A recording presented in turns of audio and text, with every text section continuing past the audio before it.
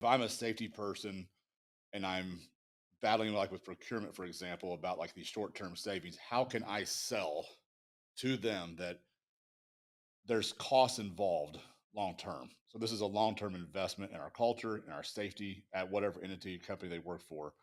But not doing this now will result most likely in, you know, increased safety issues, which then cost my team more hours. Now you're paying my team either way as a safety professional if I'm salaried, but our team has a lot more time now involved in the field dealing with issues and stuff like that. We have to work with landowners a lot. So is my quality issues affecting them, giving them then a bad eye or bad view of my company, both companies, the contractor and the customer? The long-term implications of choosing low bid matter. So I'm just kind of curious your take on that. If you're that person in that industry, what would you say to them to kind of help them navigate those waters? And Brent, are you asking this if you're a safety professional in an organization? Correct. Okay.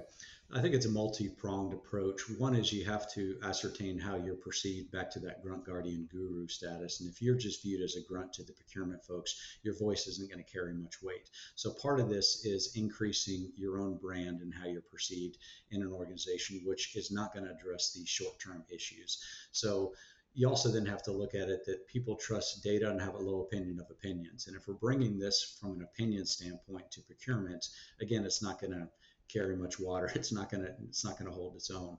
So you have to, let me pause and say that I've worked with organizations that invite their procurement people into kind of a lunch and learn, if you will, to really understand the risk profile so the procurement folks, which serve a value in an organization, can understand how their decisions downstream affect different areas of operations.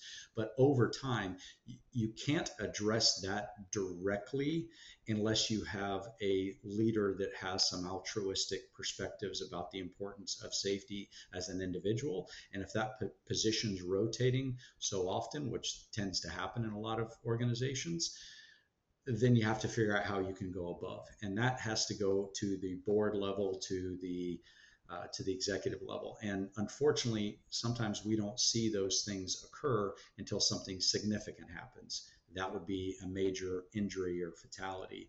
I worked with one of the largest hospital systems, and they had a change in one of the board members that came from one of the super major oil and gas companies. They're used to seeing zero point 0 something total recordable incident rate, and they were looking at the hospital system that had a 4 point something. They were appalled. How is this? But when that board member started asking questions, people pay attention to what the bosses are paying attention to.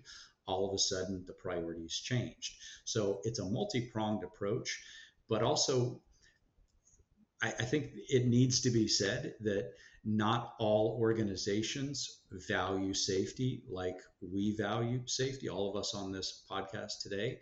And sometimes ethically, it may not be best for you to work for an organization that doesn't value that. That's the easy out on that. That if it's something that's going to compromise your own values, your own ethics, I would advise the safety professional, you might need to make a change there.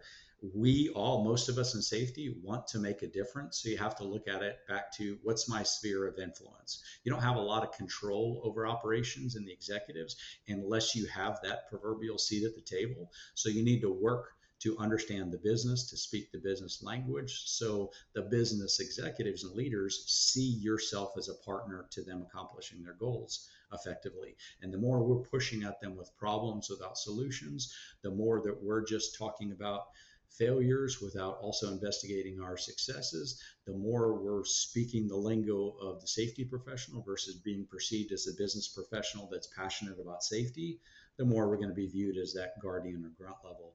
So it takes time to make that happen, and it has to be a multi-pronged approach. And you have to, even being strategic is about making trade-offs, small bets, and what works to influence one procurement leader's perspective on something may not work to another. So if you can, you have to even try to establish those relationships internally within your peers, within the procurement department, to understand what's important to them and speak about your safety objectives in the way that they can associate with. If they have teenage kids, imagine your teenagers working out here on this right of way. Wouldn't we want to set them up for success? there's some ways that you have to be careful about how people perceive that as maybe trying to manipulate, but we're trying to influence after all, because we have a lot of control. So it's multi-pronged, looking at it from coming at it from multiple different levels. But we also have to look at this back with data to show them with a high probability that, for example, if we launch and don't change out this 3-cent O-ring, we have a potential catastrophe of losing seven astronauts. So maybe even going back as a leadership team and encouraging people to watch like the Challenger Netflix miniseries, or that's a good one from a contractor client perspective.